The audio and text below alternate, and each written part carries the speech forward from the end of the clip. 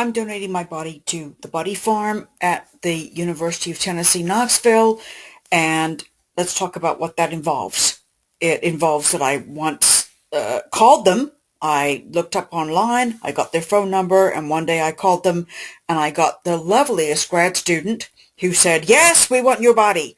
And we talked for a while. He was funny. He was hilarious. We talked for ages about how the hell you get a girlfriend when you work in forensics. He was just delightful. He sent me a bunch of paperwork, and there's a questionnaire they want filled out. Yeah, whatever.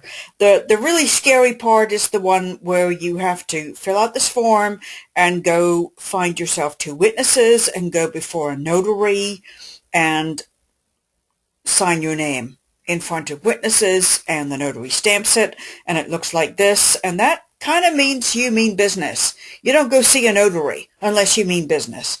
So that's what I did. At the end of this video, I'm going to talk about why I chose the Body Farm versus some other place to donate, and why I did the paperwork on this before I told anybody. And about donating your body to science in general. And we'll do that next.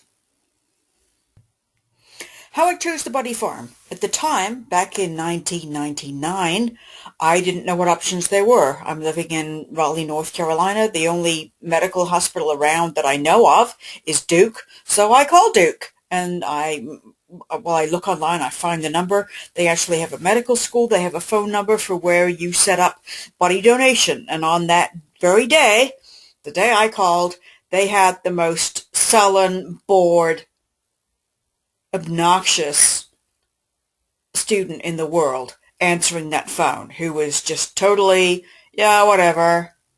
And I'm donating my body. Do you even understand how big that is? And the person on the phone was going, yeah, whatever, next. And I hung up on her. I was really upset. Just after that, there was an article in either, I was a nerd back then. I was reading Scientific American and Discover magazine and a bunch of highbrow nerdy stuff.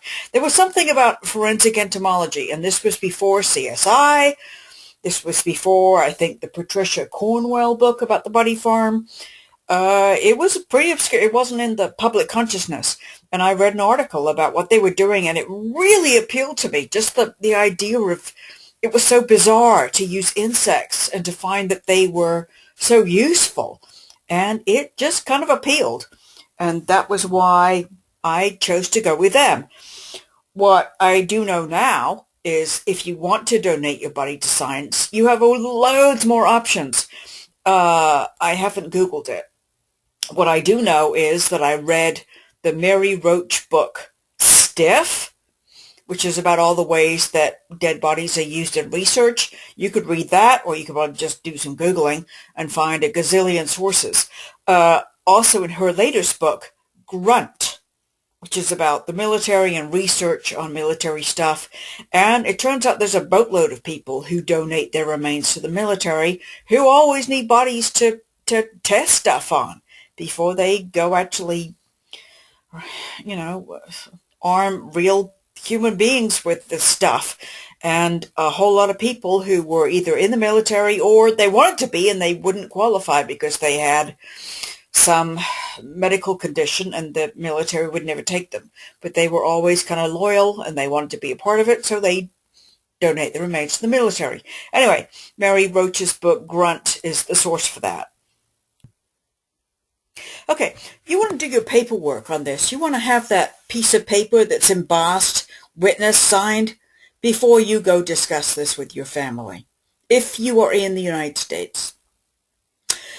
I say that because in the United States, there's really no governing body that ensures that your will is carried out. You can have it in your will. You can have that you want your body donated to whatever, but it's not in your control once you're dead, okay? It's up to your family or whoever you've named as your executor, or if you didn't name anybody, then it's going to be whoever your next of kin are.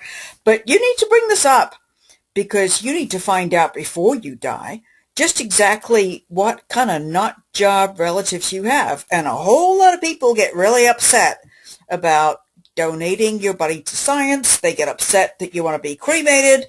They get upset because you want a gravestone over here in this cemetery versus that cemetery. You're not going to be in the family plot. You're going to be, yeah, it's nasty. Okay. So I really recommend that you have this piece of paper in hand. If you start bringing up the concept of donating your body to science, you're going to get a wall of people saying, oh, you're being so morbid. Stop talking about that. Ew. What is wrong with you? You're 30 years old. What are you doing?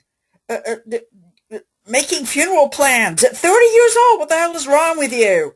Yeah, what's wrong with you is you being a responsible adult and admitting that we are not going to live forever, that we all die. Hello? So you really want to be bringing the subject up in front of your relatives when you've got, or your friends, when you've got that piece of paper in your hand to say, I did this already. I've done the paperwork. It's done. It's been filed. And you need to make close mental note of all the people who get in your face so that you can just not bother naming them in your will. It's okay to name someone.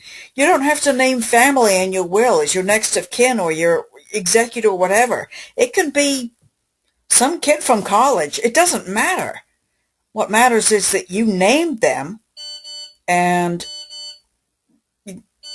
if you know your family are going to be complete flakes, then just cut them out of your will. If they have made it very clear that your wishes are irrelevant to them, then cut them out of the will. But you need to do something.